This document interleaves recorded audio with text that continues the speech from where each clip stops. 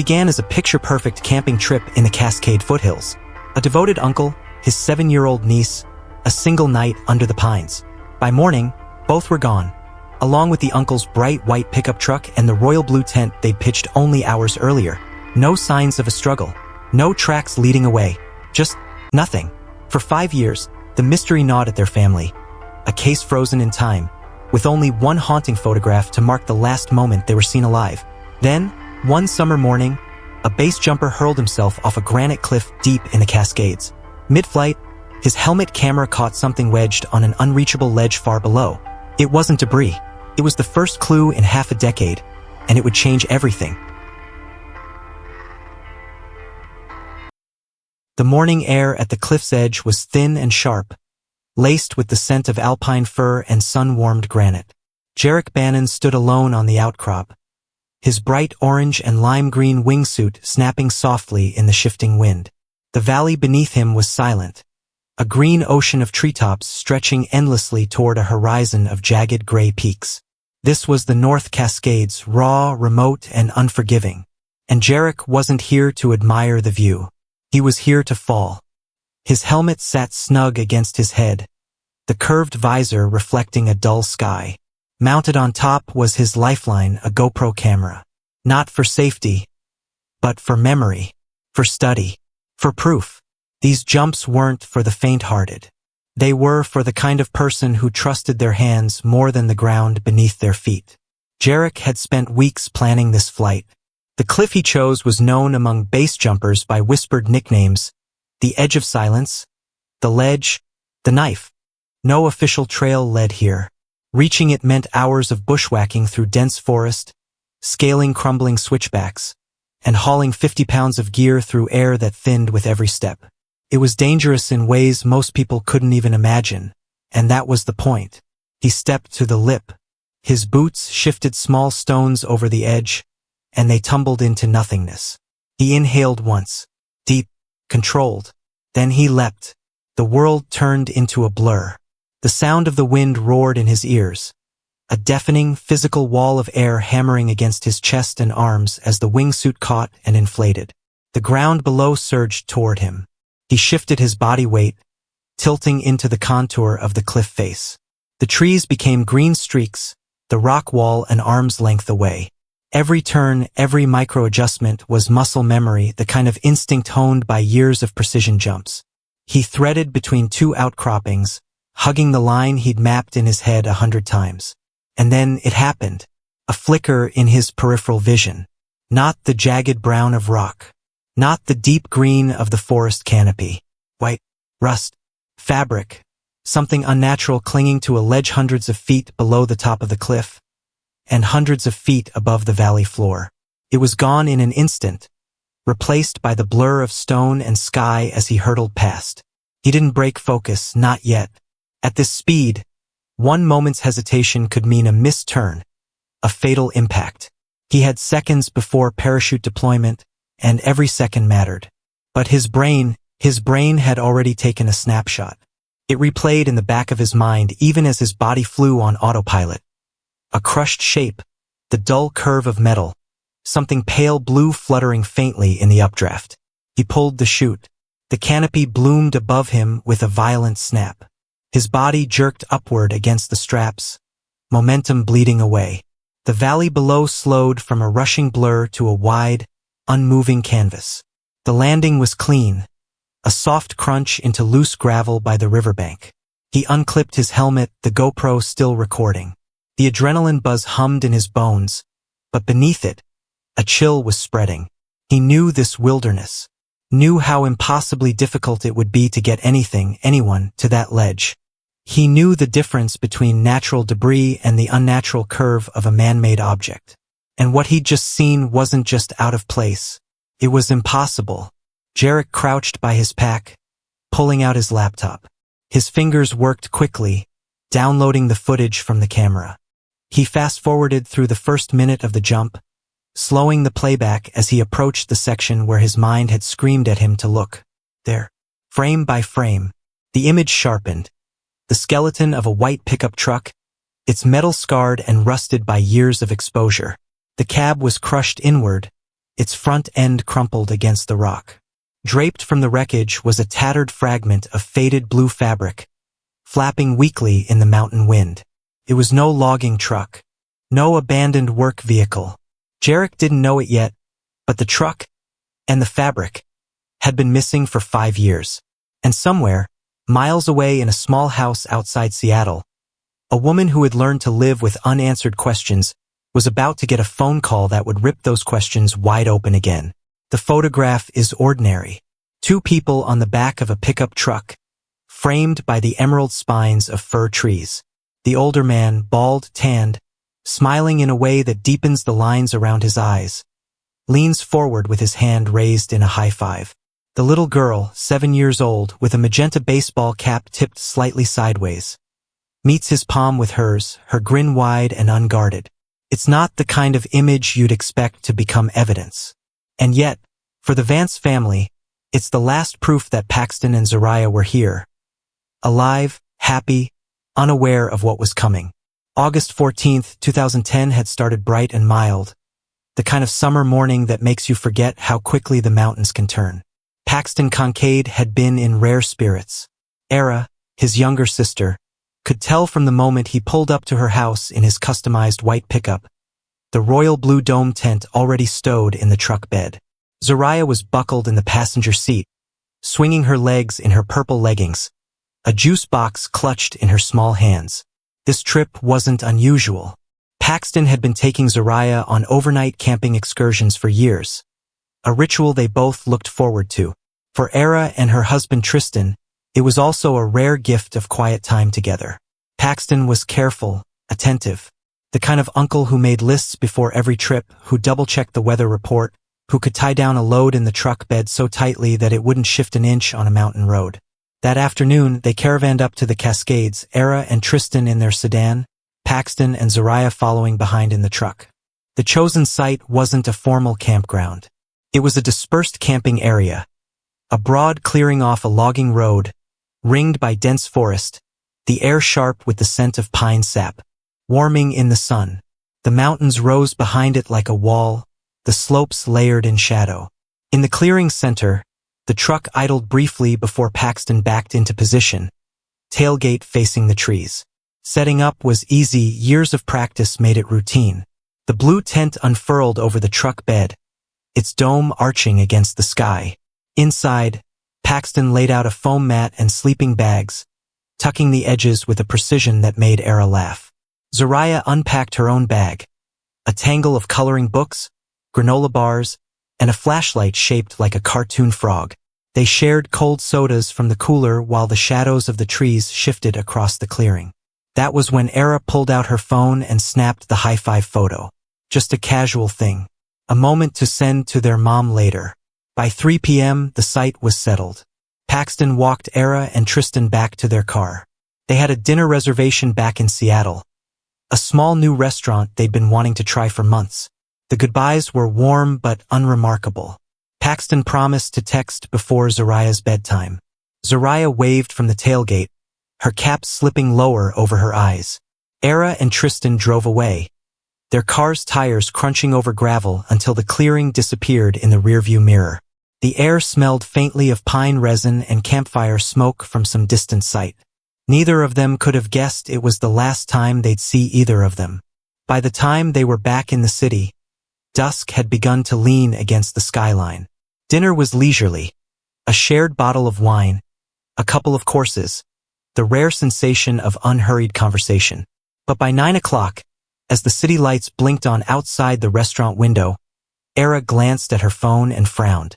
No message from Paxton. No call. She waited a few minutes, then dialed him herself. The call rang out to voicemail. She told herself it was nothing. Maybe they were playing a game, maybe he'd forgotten to plug in the charger. 10 minutes later, she tried again. Voicemail. Tristan noticed her tightening grip on the phone. "It's probably a dead zone," he said gently. "You know how it is up there." She did know. But she also knew that Paxton had picked this site in part because it had intermittent service. He wasn't reckless. And when Zariah was with him, he never let hours pass without checking in. By the time they got home, The small unease had sharpened into something colder. At 10 o'clock, after the third unanswered call, Era's hands shook as she slipped on her jacket. "We're going," she said. "Now." They drove back into the mountains, the road curling upward through darkness. The air grew colder, the windows fogging at the edges. Neither of them spoke much. The only sound was the hum of the engine and the occasional rattle of gravel against the undercarriage. When they turned onto the logging road, the car's headlights swept over the clearing and caught only emptiness. The truck was gone. The tent was gone. There was nothing. No cooler. No sleeping bags. No stray boot or dropped flashlight.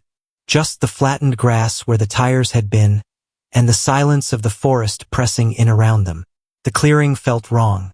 Even in the dark, even with the thin wash of headlights and a single flashlight beam slicing through the air, Era could see the absence.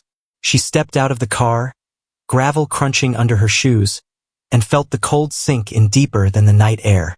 Paxton's truck was big, hard to miss. A white customized pickup with a bright blue dome tent that made it look like something between a camper and a lunar module. It should have been sitting exactly where they'd left it that afternoon, tailgate facing the trees. Now there was only an oblong patch of disturbed earth where the tires had pressed into the dirt, the grass bent and bruised. Tristan swept the flashlight in wide arcs. Nothing. No cooler. No camp chairs. No stray cup or empty bottle. No sign of a hurried departure. No scattered items that spoke of panic. The scene was eerily clean, too clean. Era's breath came fast, shallow. She turned toward the road they'd just driven up, hoping, absurdly, to see headlights cresting the bend, the truck rolling back in. Nothing moved but the black silhouette of fir branches swaying high above. They called Paxton again. Voicemail. Tried Zariah's small flip phone. Voicemail. By midnight, they were at the counter of the small sheriff's substation in the nearest town, their words tumbling out over each other. Brother, uncle, little girl. Camping, truck gone. No one there. The deputy on duty didn't waste time. With a child missing, the clock was already against them. A bolo went out for the white pickup. Dispatch contacted state police and neighboring counties. At dawn, the search began. Sheriff's deputies returned with Era and Tristan to the clearing. The early light made the site look no less empty, just colder, flatter, more final. A search and rescue command post went up at the trailhead. Maps were unrolled on folding tables. Radios crackled. Volunteers and SAR teams pushed out into the surrounding forest on foot. K9 handlers unclipped leads. Letting their dogs work sent patterns along the road and into the tree line.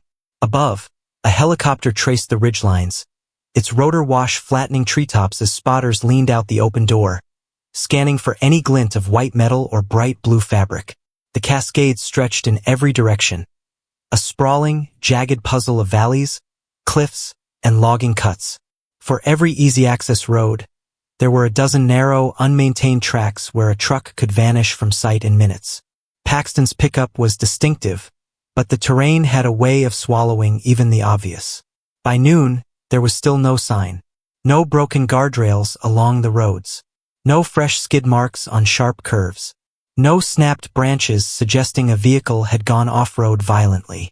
The dogs lost scent less than a quarter mile from the clearing, as if the trail had been cut off entirely. Investigators canvassed nearby dispersed campsites. No one had seen a truck matching Paxton's that night. No one had heard shouting, engines revving, or anything unusual over the chorus of crickets and wind. Back at the command post, Era sat at a folding table, her hands wrapped around a paper cup of coffee gone cold. She stared at the map in front of her without really seeing it, just lines and green patches that blurred together. She kept thinking about the high-five photo, the way Zariah's cap had been tilted slightly to one side, the lime green foam mat. She replayed every detail from the afternoon in her mind, looking for something she'd missed, some shadow at the edge of the clearing, some hesitation in Paxton's voice. But there had been nothing, just an ordinary happy goodbye. When a deputy came over with no news, only an update on search sectors, she looked up at him with a hollow expression. "What if they're not here anymore?" she asked quietly. The deputy didn't answer. Not because he didn't want to, but because in the Cascades both possibilities were equally terrifying. That they were still out there, or that they weren't. 2 weeks into the search, optimism was a currency no one could afford to spend lightly. The daily briefings at the command post had grown shorter, fewer new search areas, fewer sightings to check. Era and Tristan still arrived early each morning, clinging to the ritual. It gave them somewhere to put their bodies, somewhere other than the hollow quiet of their house. Then, one overcast Thursday, a search team came back with something new. A specialized unit had been working the maze of disused logging roads miles from the original clearing, the kind of tracks you'd never find unless you knew they were there. In the mud of one narrow spur, they'd found tire marks. Wide, deep impressions from heavy treads. The spacing, the width, it all matched Paxton's truck. The tracks veered off the road and down a steep embankment toward a swollen, fast-moving river. The bank was treacherous. Slick with runoff, the angle sharp enough that anyone attempting it would be committed from the first roll forward. To the searchers, it was a plausible nightmare. A truck sliding into the river, the current taking everything downstream in seconds. The Cascades rivers were not forgiving. Even in summer, they ran cold and hard, carrying snowmelt from peaks miles away. The water here was opaque, a moving wall of silt and stone. If the truck had gone in, it would explain almost everything. The lack of debris, the absence of scent trails, the total erasure from the roads. By midday, the site was cordoned off. A dive team arrived in a convoy of trucks, towing a small boat and equipment crates.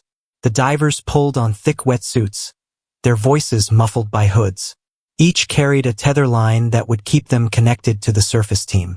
The river fought them from the start. Visibility was almost zero. The current tore at their bodies.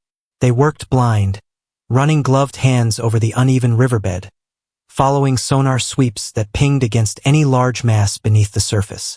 On the second afternoon, the sonar picked up something substantial in a deep pool.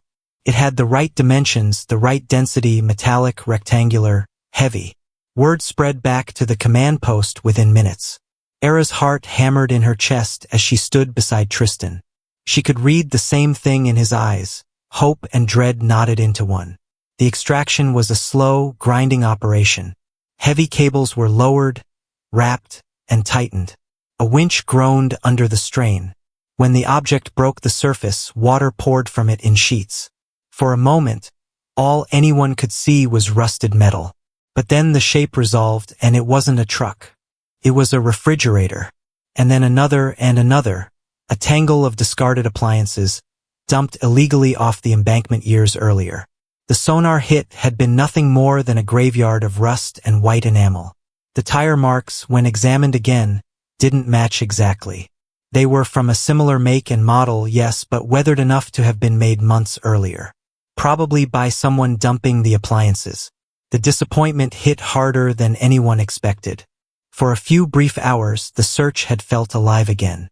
The hum of radios, the clatter of gear, the clipped commands over the noise of the river. It had felt like forward motion. Now it was just quiet again. For Era, the letdown was crushing. She sat on the tailgate of her car at the command post, staring at the ground, fingers knotted together until her knuckles ached. She didn't cry. There were no tears left that day. Only a weight in her chest, like the river had taken something from her too. By the end of the week, the search scaled back again. The winter was coming, and the mountain roads would soon be buried in snow.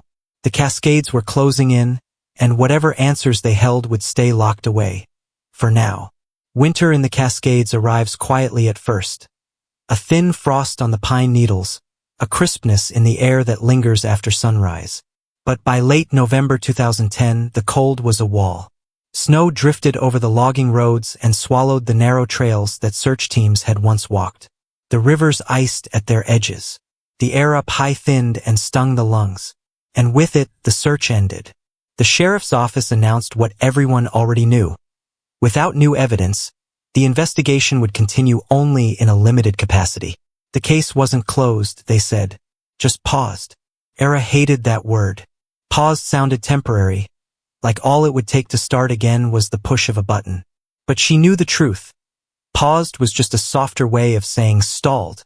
The last day the search teams were in the mountains, Era drove up to the clearing one final time.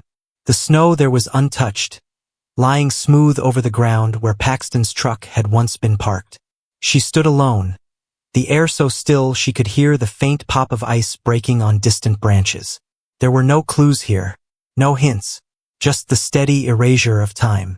At home, Zariah's room stayed exactly as it had been.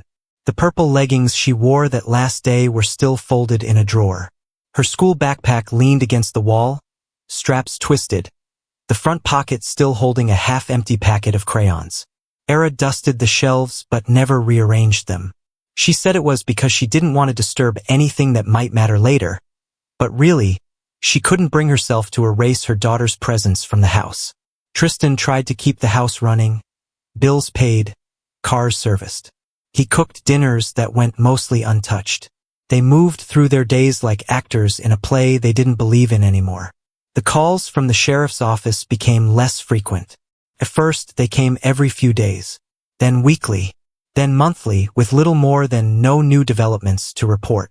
Sometimes the deputies would mention a possible sighting, a white truck in a neighboring county, a man who looked like Paxton buying supplies at a feed store. None of them ever panned out. By the second anniversary, the case had shifted from breaking news to the occasional feature in the local paper. There would be a photograph, the high-five picture, or a headshot of Paxton, with a headline asking anyone with information to call the tip line.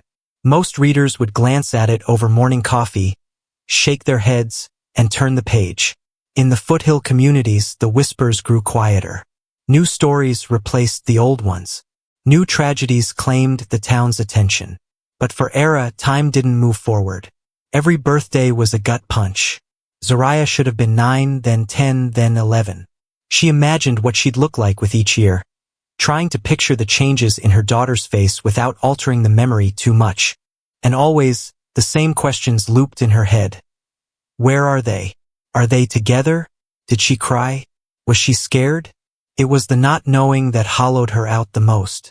By 2015, Era had stopped expecting the phone to ring.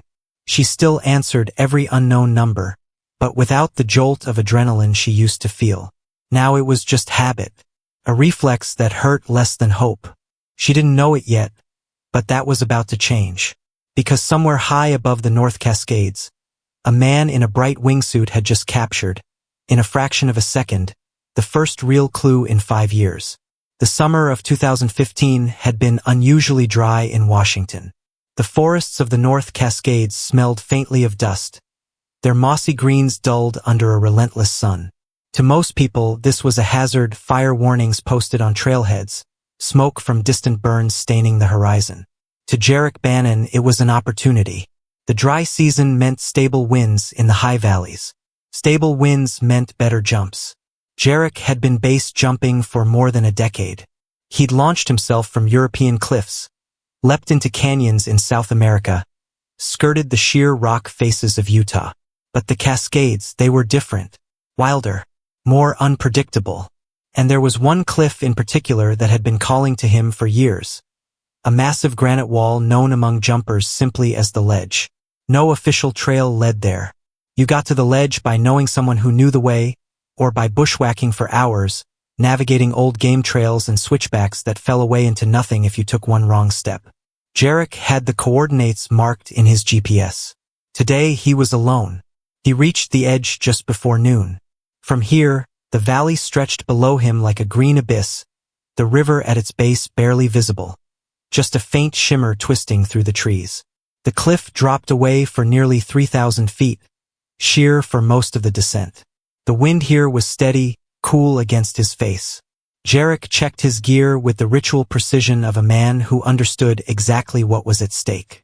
Helmet on, visor down, wingsuit zippers secured, GoPro recording, parachute lines untangled and stowed. He stepped forward, toes hanging just past the edge, and inhaled deeply. Then he jumped. The air caught him instantly, roaring in his ears, pressing against his chest as the wingsuit inflated. He angled his body to hug the cliff face, rock flashing past within arm's reach. This close to the wall, speed became a living thing, not just felt, but seen in the blur of stone and shadow. Every shift of his hips or tilt of his shoulders altered his line by inches, threading him through a complex ballet of outcroppings and ridges. The cliff's surface changed from smooth granite to jagged shelves, each one rushing up and sliding past in a heartbeat. And then, just below and to his right, something broke the pattern. Not gray, not green, white, rust, and a strange flicker of blue, almost the color of the summer sky.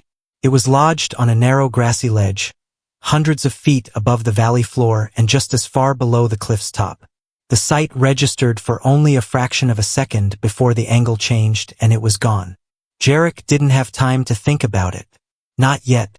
At this speed, there was no room for curiosity. One stray thought could mean a missed turn or a brush with the cliff that would tear him open. He focused on the final approach, shifting into position for chute deployment. At exactly the right moment, he pulled. The canopy snapped open with a sharp crack, yanking him upward, slowing his descent. The valley stretched out below him in full ridges, pines, the faint silver of the river. He landed in the gravel of a dry riverbed, his boots sending up a small puff of dust. Only then did his mind return to what he'd seen. It wasn't the shape of a rock or a fallen tree. The lines had been too straight, the angles too deliberate. And that blue, it wasn't natural. It looked like fabric. He unclipped his helmet and pulled out his laptop from his pack.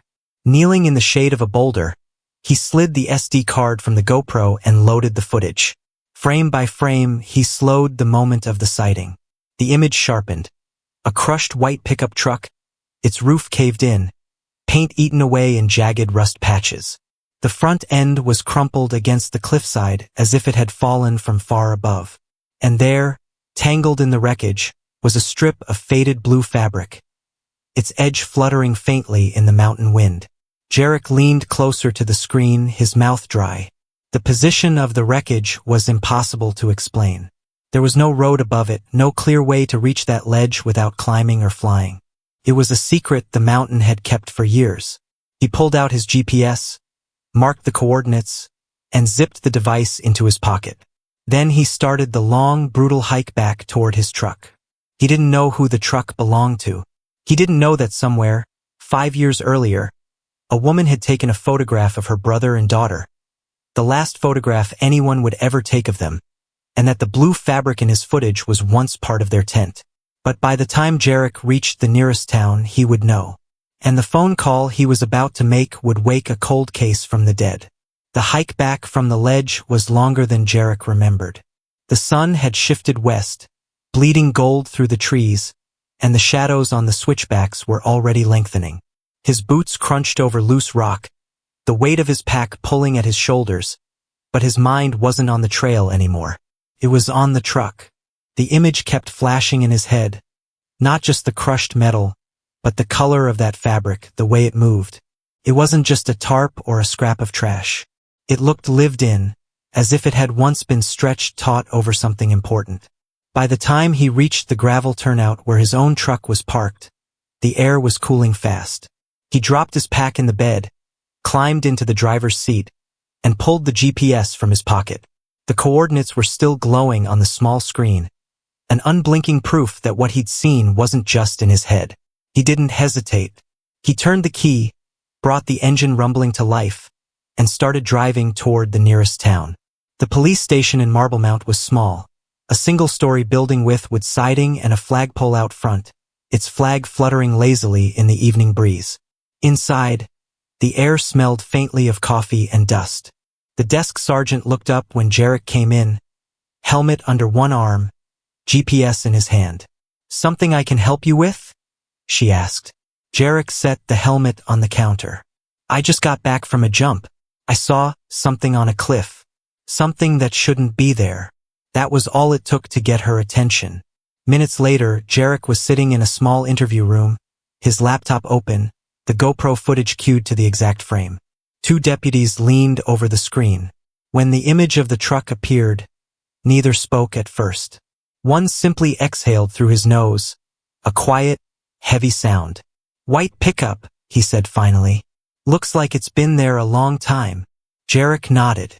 There's no way to reach it from above or below without, I don't know, without dropping it in. It's on a ledge. The other deputy leaned closer. That blue fabric. You know what that could be? Jarek shook his head. No, I don't know anything about it. The deputies exchanged a look. Then one of them stood. We're going to have to make a call. 200 miles away, Era Vance was washing dishes when the phone rang. The number on the screen was unfamiliar. She almost let it go to voicemail. Lately, most unknown calls were spam or wrong numbers. But habit, old and stubborn, made her swipe to answer. Mrs. Vance. The voice was male, professional, but softer than she expected. This is Detective Harlan, Skagit County Sheriff's Office. I think we may have found something related to your brother and daughter. The dish slipped from her hands into the sink, the clatter echoing. For a moment she couldn't speak. The detective didn't rush her. What is it? She finally managed. A recreational base jumper was in the North Cascades today, Harlan said. His camera caught an image of a vehicle on a cliff ledge. From what we can see, it matches the description of your brother's truck. The words hung in the air between them. Era felt her knees weaken. She gripped the counter, grounding herself in the cold tile beneath her fingers. She wanted to ask 100 questions at once. Was it intact? Was anyone inside? How could it have gotten there? But all that came out was, "You're sure it's his?" "We can't be sure yet," Harlan said gently. "But we're sending a team up first thing tomorrow. We'll know more soon." After she hung up, she stood in the quiet kitchen, the hum of the refrigerator loud in the stillness. It had been 5 years since the last time she'd heard the words, "We may have found something." 5 years since Hope had felt this dangerous. The next morning, the trailhead to the ledge was unrecognizable. Where Jarek had hiked out alone the day before, a convoy now sat parked along the narrow gravel turnout. Sheriff's SUVs, a rescue truck, a white forensics van.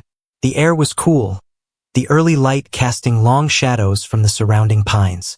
Jarek stood off to the side, helmet tucked under his arm again, speaking quietly with a deputy.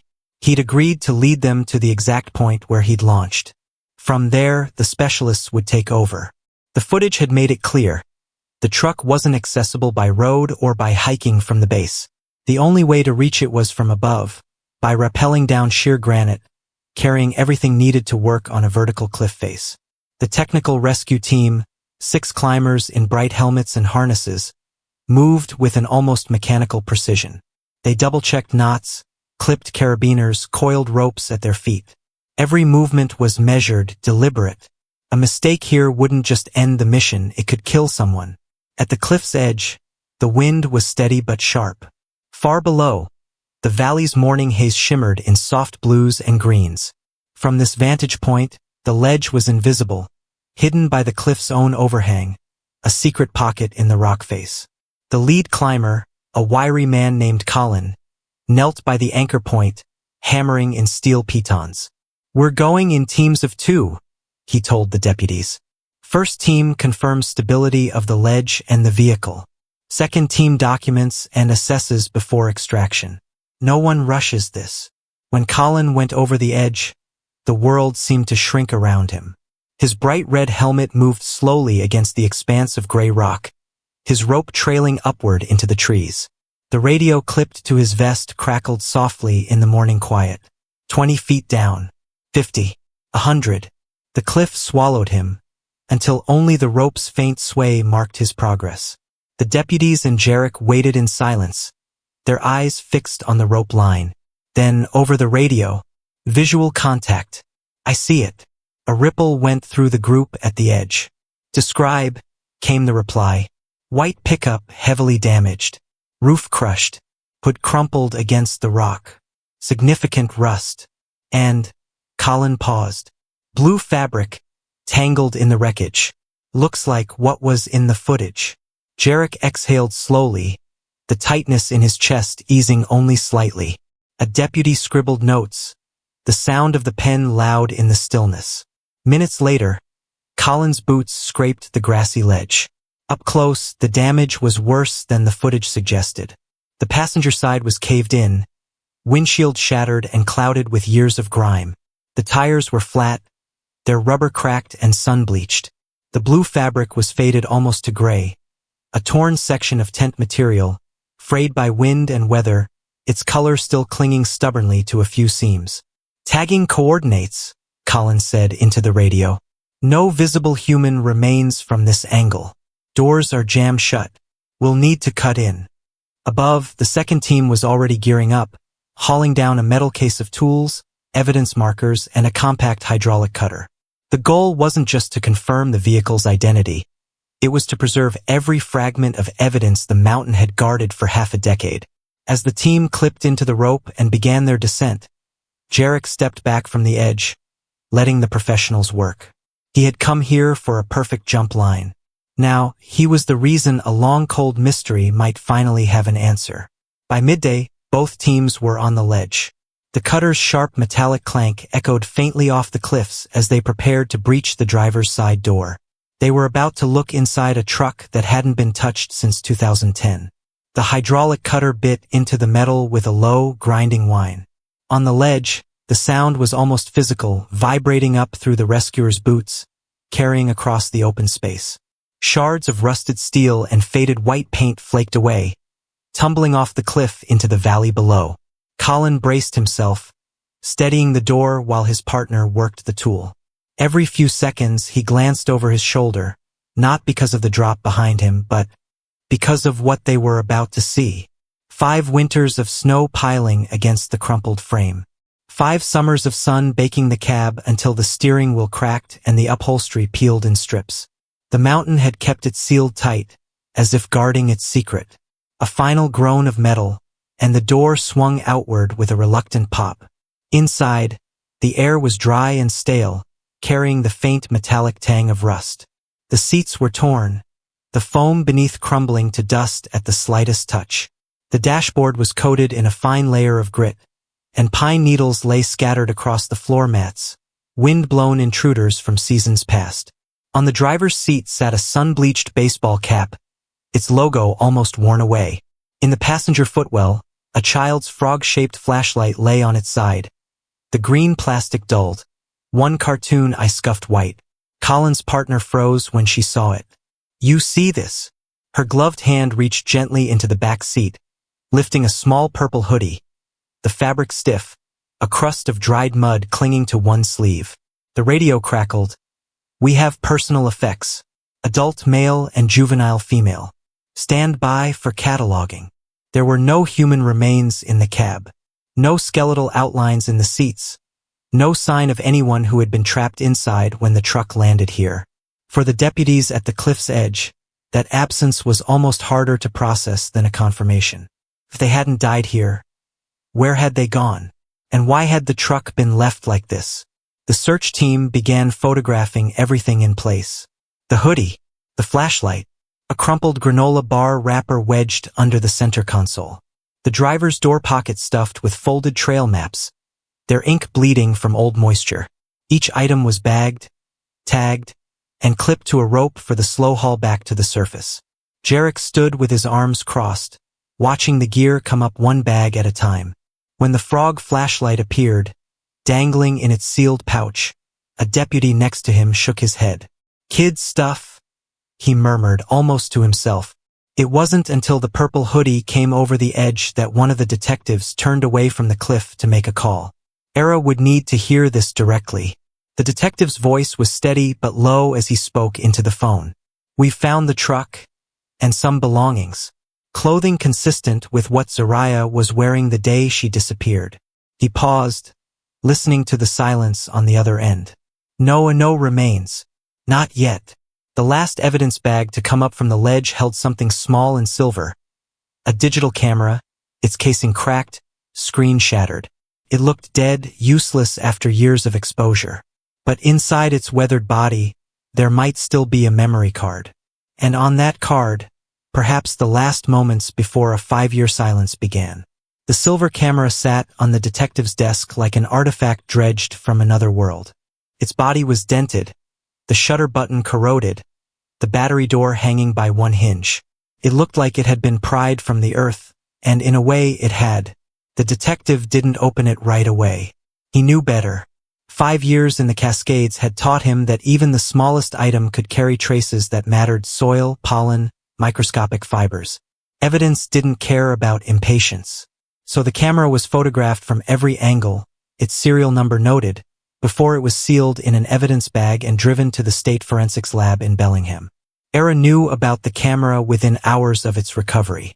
The detective had called, his voice careful, promising nothing, hinting at possibilities. Could be damaged beyond saving. The card might be blank. Or, it might hold something. That night, Era barely slept. She imagined the camera in Paxton's hand, the weight of it around his wrist by its thin nylon strap. She remembered him using it at family barbecues, always tilting his head slightly before snapping a picture. She thought of Zariah, laughing as she flipped through the screen to see each photo. It was unbearable, this image of her daughter's last moments existing somewhere she couldn't see. In the quiet, climate-controlled evidence room, a technician in latex gloves examined the camera under bright white light. The battery compartment was crusted with green corrosion. The battery itself was swollen, leaking. The lens was frozen in a half-extended position. But the memory card, it slid out with a faint click, its edges gritty with dirt. The technician held it up to the light. The label was faded, but intact. A small victory. On a clean workstation, the card was inserted into a reader. A directory appeared on the monitor. 146 image files, 3 video clips. The first photos were ordinary. Era recognized the clearing from the descriptions she'd given the police years earlier. Paxton's truck, tent set up in the bed. Zariah sitting cross-legged on the foam mat, cap askew, grinning at the camera. A few shots showed the surrounding forest, sunlight cutting through tall trunks. One image caught a partial blur of Era and Tristan's car as it left the site. The last time-stamped image was 3:12 p.m., minutes after they'd driven away. It showed Zariah at the edge of the clearing, looking toward the treeline. She wasn't smiling in this one. Her head was tilted slightly, as if she'd heard something. The first 2 clips were short.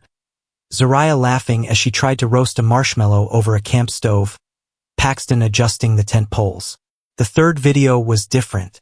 It began with the camera low to the ground, tilted sideways, recording nothing but blurred motion and muffled sound. The shuffle of boots on dirt, a faint metallic rattle. Then, a man's voice, breathless but calm. Hang on tight. Zariah's voice answered, quieter, okay. The video ended abruptly, mid-motion, the frame jerking skyward before going black. The lab made copies of everything, sealing the originals. The images and videos were sent to the detectives that night. They called Era the next morning, asking if she was ready to see them. She said yes. She told herself she wanted answers, but in truth she was terrified. Because whatever was on that card would be the closest she'd been to her daughter in 5 years. The detectives didn't tell her yet that the final clip had no visible surroundings, no glimpse of what Paxton might have been reacting to, or who else might have been there. It was just sound, and the knowledge that 5 years of silence had begun seconds later. The images and that final, jarring video spread through the sheriff's office like a current. Every deputy who saw them had the same reaction. Leaning in, replaying the clip, straining to catch anything in the background beyond the wind and the faint rattle of gear. There was no clear threat in the footage. No shadowy figure emerging from the trees. Just Paxton's voice. Calm, almost too calm, and Zariah's quiet, okay. And then, nothing. Detective Harlan sat in the briefing room, the images projected on a pull-down screen. This is the last confirmed sighting, he told the assembled team. We need to treat this as if it was taken seconds before an incident. They worked the possibilities. Voluntary departure.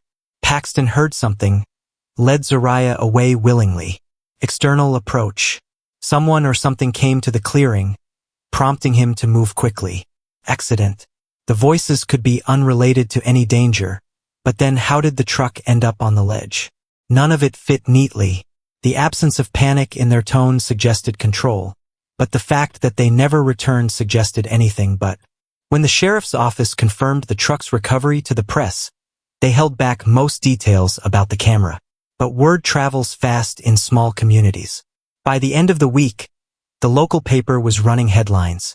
Truck found in remote cliff location. Possible break in 2010 disappearance. Reporters called Era's house. Old neighbors she hadn't spoken to in years left messages. Everywhere she went. The grocery store, the post office. She felt eyes following her, not with malice, but with that mix of pity and curiosity that had haunted her since the beginning. With no confirmed remains, theories filled the vacuum. Some believed Paxton had stumbled on something illegal, a hidden grow site, a smuggling route, and been forced off the grid. Others whispered about debts, grudges, or a private decision to disappear and start over somewhere far away. Era rejected them all. Paxton wouldn't leave Zariah, she told anyone who asked. And he wouldn't hide from me. But in the privacy of her own thoughts, the questions gnawed at her. If they didn't die on that mountain, where had they gone? One afternoon, Harlan received a call from a retired logger who had worked in the area for decades. He claimed he'd seen a white truck with a blue tarp in the back on a service road in late August 2010, weeks after the official disappearance date. It was impossible to verify. There were no photos, no other witnesses, and the man admitted he hadn't thought much of it at the time. But the tip rattled the team. If it was true, then the truck had been moved to the ledge later, deliberately placed where it could never be reached. The idea shifted the investigation's weight. Accident or misadventure no longer seemed like the only answer. The cliff might not have claimed them by chance. The clearing hadn't changed much in 5 years. The same ring of fir trees enclosed the space, their trunks thick and straight, their high branches moving in a slow, restless sway. The ground was uneven with patches of grass and hard-packed dirt, pitted here and there with old tire ruts. In the summer light, it looked like a place made for camping, wide enough for a truck to pull in and turn around, open enough to catch the sun until dusk. But for Detective Harlan, it felt like walking into a room where something terrible had once happened, even if the walls were clean. The team moved slowly, deliberately. Crime scene tape wasn't strung. The place had been open to hunters, hikers, and campers for half a decade, but in their minds, they treated it like an active scene. They had the photographs from Paxton's camera printed in high resolution, holding them up against the trees, the angle of the sun, the layout of the site. In the last still image of Zariah, she's standing at the edge of the clearing, head turned slightly toward the forest. Her expression isn't frightened, but it isn't the pure joy of the high-five photo either. It's alert, listening. Harlan stood where she had stood, turning his head toward the tree-line at the same angle. The trees rose thick and close, their undergrowth tangled but passable. A narrow gap between two trunks formed a kind of dark corridor leading deeper in. It was the only point from which someone could have approached unseen until they were nearly in the clearing. One deputy paced the perimeter, looking for depressions in the ground, anything that might suggest an old fire pit, a buried object, or discarded gear. The metal detector gave a dull beep near the southern edge, where the dirt was softer. They dug carefully and unearthed a rusted bottle cap. Nothing more. Still, the air felt heavier here, as if the place remembered. Harlan replayed the final camera clip on a small tablet, turning the volume all the way up. The shuffle of boots on dirt was clear. So was the faint rattle of metal, maybe gear in the truck bed, maybe something carried by hand. And under Paxton's voice telling Zariah to hang on tight, there was a second sound. Muffled, distant. Could have been the wind. Could have been an engine. Or it could have been someone else. The possibility tightened the whole team's focus. If the truck was moved after that moment, then whoever moved it had to have been here, had to have known about this place, this clearing, and the narrow roads that led to it. The theory took on shape. Paxton and Zariah left the clearing not because of an accident, but because of something or someone that drew them away. What happened after that, and how the truck ended up clinging to a cliff ledge years later, was still a question no one could answer. As they packed up to leave, Harlan paused at the tree-line, looking into that narrow gap between the trunks one more time. 5 years of growth had softened the trail, but the shadows inside were still deep. If the mountain knew what had happened, it wasn't telling. The ledge had grown even less forgiving in the days since the first team reached it. Midsummer heat had loosened rock along the descent route, sending occasional pebbles rattling into the void. The cliff face itself seemed to breathe with the changing air, expanding in the heat, contracting in the shade, its cracks whispering in the wind. The recovery team knew they couldn't leave the truck there. Photographs and bagged evidence were valuable, but the vehicle's frame, undercarriage, and mechanical state could hold answers impossible to see from a ledge. Was there fresh damage from a more recent drop? Was the rust consistent with 5 years of exposure or less? Did the tires match the set Paxton had when he disappeared? At the base of the cliff, a heavy-lift helicopter idled, the thud of its rotors echoing through the valley. The plan was simple on paper. Lower a team onto the ledge. Rig the truck with a harness strong enough to hold its warped frame. Airlift it to a secure staging site miles away. But nothing about the ledge was simple. The space was barely wide enough for 2 people to work side by side. Any shift in the truck's balance could send it over, ripping the rigging free and turning the entire operation into a dangerous failure.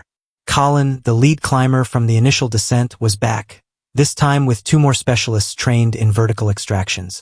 Their voices were calm but clipped as they coordinated over radios, each step of the setup marked with a confirmation before moving on.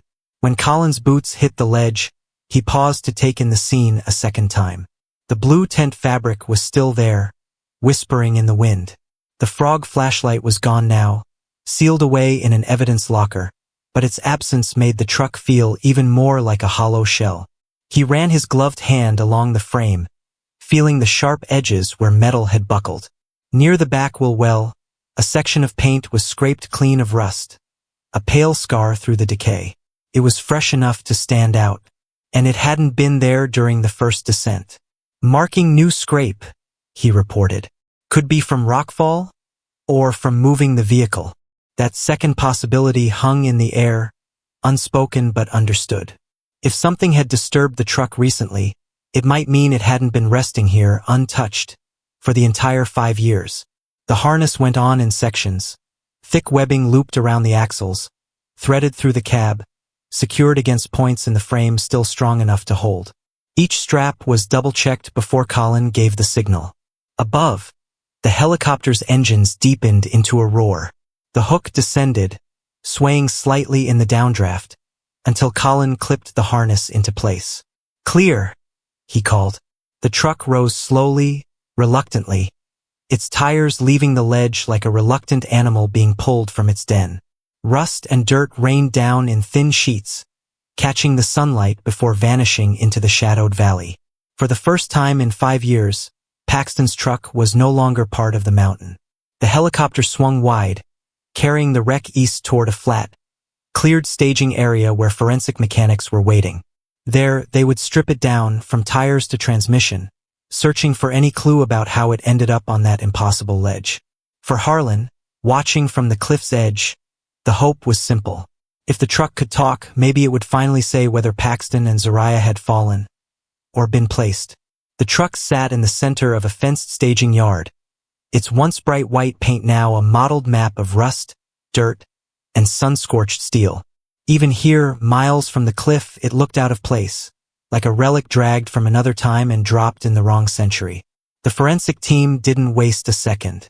They moved around it in gloves and Tyvek suits, photographing every angle, measuring every dent. The sun hung low enough to catch on the jagged edges of the crushed roof, turning the rust into a deep, almost blood-red hue. First, they examined the undercarriage. If the truck had fallen from the cliff top directly onto the ledge, the frame would have absorbed a massive vertical shock. They expected buckling along the suspension mounts, shattered brake assemblies, sheared bolts. They found that damage, but it wasn't consistent. The front end showed catastrophic collapse, as if it had nose-dived into rocket speed. But the rear axle, it looked wrong, too clean.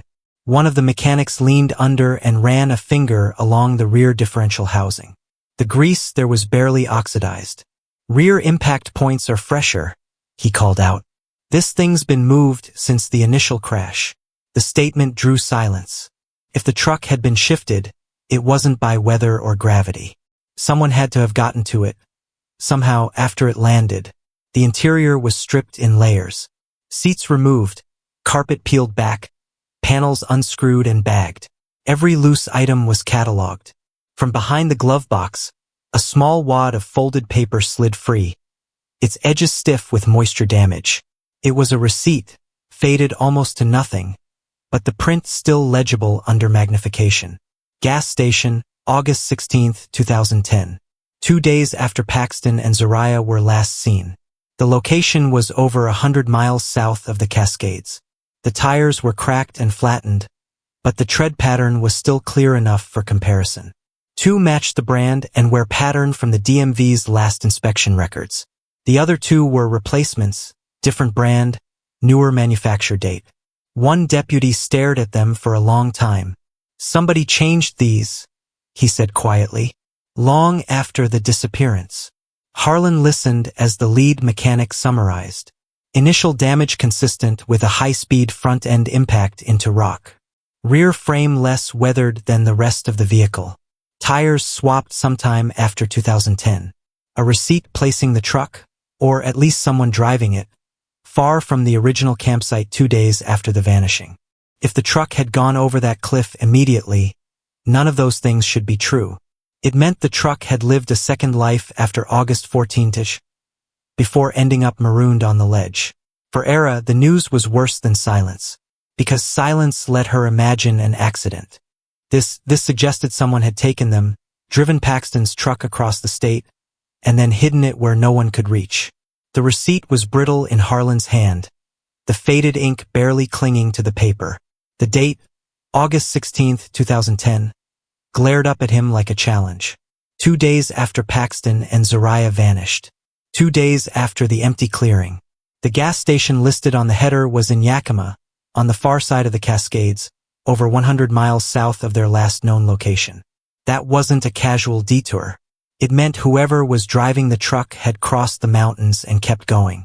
The gas station was still there, sitting at the edge of a long, sun-bleached stretch of highway.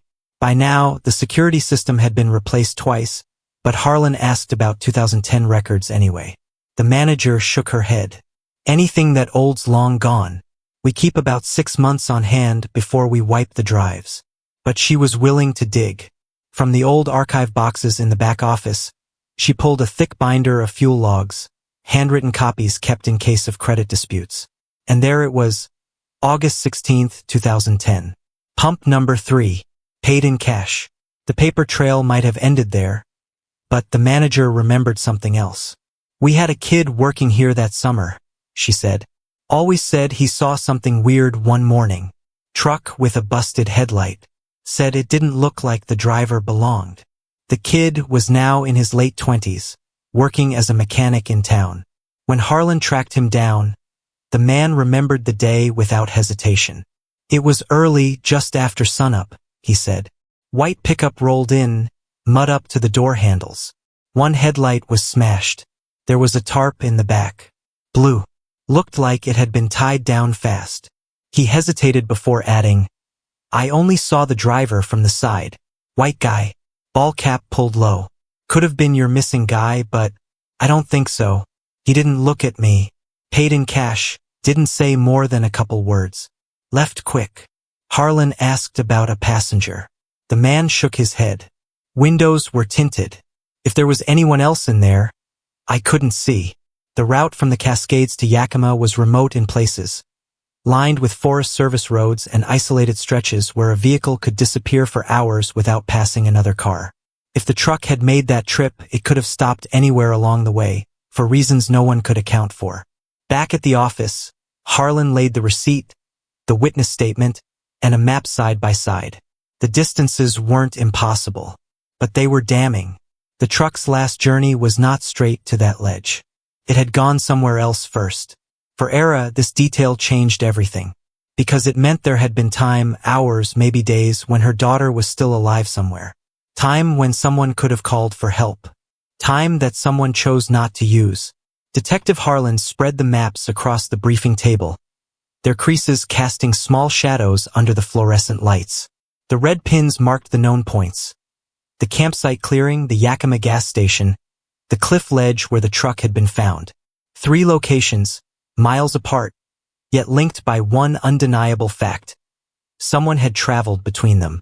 It wasn't just about knowing the geography. Whoever moved that truck had to know the roads, not just the highways, but the thin, twisting service tracks that didn't appear on tourist maps. They had to know where to disappear and where to reappear. The team pulled every name from the original 2010 investigation. Campers in the area, locals who lived within 30 miles of the clearing, seasonal workers with access to logging roads. They layered in the names of those with prior arrests for vehicle theft, burglary, or violent offenses. The list shrank from dozens to less than 10. And in that smaller group, two names stood out. The first was a former logging truck driver named Earl Deacon. In 2010, he'd been working a seasonal contract that took him through the Cascades every week. His employment records showed runs up Forest Road 208, a winding track that passed less than 5 miles from Paxton's campsite. In his original statement, Earl had claimed he never saw a white pickup that weekend. But now, Harlan noticed something in the old report. Earl had been cited for a broken headlight 2 days after the disappearance. The same detail the Yakima witness remembered. The second was harder to pin down. Marcus Hale, a man with no steady job in 2010, but plenty of acquaintances who worked in the logging and construction trades. He'd been questioned back then because his girlfriend at the time claimed he'd gone camping alone the same weekend Paxton and Zariah vanished. His story about where he camped shifted between interviews. Hale had one other connection. He'd grown up in a town less than 15 miles from the cliff ledge. He told deputies he knew the area like the back of his hand. Neither man had been charged with anything related to the disappearance. In 2010, there simply hadn't been enough evidence. But now, with the truck's new history, the tire changes, the gas station receipt, the fresh scrape marks, the possibility that one of them had moved it became harder to ignore. Harlan circled both names in red ink. If they could prove either man had been in Yakima on August 16th, or had been anywhere near the ledge in the years that followed, the case might finally move from speculation to confrontation. For Era, the thought of someone's name, an actual person, not just whoever did this, being tied to her brother and daughter's fate was a double-edged blade.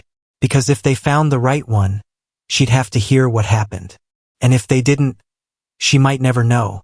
The interview room was cold by design. Not enough to make someone shiver, just enough to remind them they weren't in control of the temperature or the conversation. Detective Harlan sat at the head of the table, a thin folder in front of him, his pen laid neatly across it. The recorder's red light blinked slow and steady. The first man through the door was Earl Deacon. Earl was heavier than in his 2010 driver's license photo. His beard shot through with gray. He lowered himself into the chair with the ease of someone who'd been in interview rooms before. Harlan didn't start with the disappearance. He started with the roads. You ever run freight through Forest Road 208 in August 2010? Earl leaned back, eyes narrowing. I ran that road 100 times back then. Can't tell you about 1 week. Harlan slid a printed image across the table, a Yakima gas station receipt. 2 days after Paxton Kincaid and his niece disappeared, a white pickup matching his was seen here. Witness remembers a busted headlight. Earl's gaze flicked down, then back up. You think that's me? I think you were cited for a broken headlight on August 16th. Same day. Earl's jaw tightened, just enough for Harlan to mark it. Coincidence, Earl said finally. Lots of white pickups out here. Marcus Hale came in with a restless energy, fingers tapping against the table before he'd even sat down. Where Earl had been measured, Marcus was impatient. You gonna tell me what this is about? Or are we gonna play guessing games? Harlan slid the same receipt across the table. Ever been to Yakima? Not in years. Harlan didn't correct him, not yet. Instead, he set down a glossy print of the cliff ledge. The mangled truck hung in midair in the photo, suspended by the recovery team's harness. Marcus stared at it a beat too long. That's the one they found? I saw that on the news. You grew up 15 miles from here. You said you knew the area like the back of your hand. Still true. Guess so, Marcus said, shrugging. Then you know you can't get a truck there without knowing the drop points. Marcus's eyes flicked to the door, then back. That some kind of trick question? Neither man confessed. Neither man asked for a lawyer. But each left something behind, in Earl's case, a defensive overemphasis on coincidence. In Marcus's, the too-fast denial of being in Yakima, coupled with an unprompted reference to drop points, a term only locals who knew the cliff routes would use. When they left, Harlan sat alone in the interview room, the pen still across the folder. They didn't have enough for charges. Not yet. But now he had two men who could be placed in the narrow intersection of time, geography, and opportunity that had swallowed Paxton and Zariah whole. The autumn rains came early to the Cascades that year. By late September, the cliff where Paxton's truck had clung for 5 years was veiled in shifting sheets of mist. The ledge itself was invisible from the ground, hidden behind clouds that rolled and broke against the granite face. At the sheriff's office, the caseboard was unchanged for weeks. The photographs, the high five in the clearing, the frog flashlight, the purple hoodie, the cliff extraction, remained pinned in their places, the red string between them unmoved. Earl Deacon and Marcus Hale's names stayed in the corner, circled in red. But the circle hadn't tightened. Without new evidence, they were only names. Forensic tests on the truck's remaining parts were inconclusive. The receipt and the tires told a story, but not the ending. There were no fingerprints usable after years of exposure. No DNA beyond trace amounts from Paxton and Zariah themselves. The video clip from the camera was replayed until the sound file degraded from overuse. Paxton's voice, steady, "Hang on tight." Zariah's quiet reply, "Okay." Then silence. For Era, every season was the same. Spring that brought no renewal, summer with its cruel anniversaries, autumn that folded into winter without change. She kept the high-five photo framed in the living room, but she stopped looking at it directly. Instead, she let it live in her periphery, always there, always reminding. She didn't believe in the mountain's indifference. She believed it remembered. She believed that somewhere in the tangle of forest and stone, the truth still waited. One evening, months after the extraction, Harlan hiked to a ridge opposite the cliff. The weather had cleared, and for the first time in weeks, the ledge was visible in the fading light. It looked impossibly small from here, a smear of green clinging to the wall, empty now. No truck, no tent, just a scar on the rock where the tires had rested. The wind carried the distant rush of the river far below, a sound that seemed to rise and fall like breath. Harlan took a long look, committing the scene to memory. If this was where the trail ended, he wanted to remember exactly how it looked. The place that had held its secret for 5 years, and still held part of it even now. The mountain doesn't answer questions, keeps them. And sometimes, as in the case of Paxton Kincaid and Zariah Vance, it keeps them forever.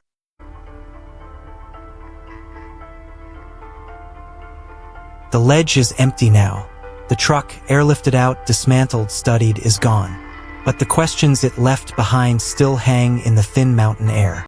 Paxton's remains told one part of the story. Zariah's absence told another, the one no one can bear to say aloud. The Cascades are vast, silent, and old. They keep what they wish to keep. 5 years of searching ended with a frame of video, a scar on a cliff, and an even deeper mystery. Somewhere, in the spaces between what we know and what we can only imagine, is the truth of what happened on that August night. And maybe it's still out there, waiting for the right set of eyes to find it.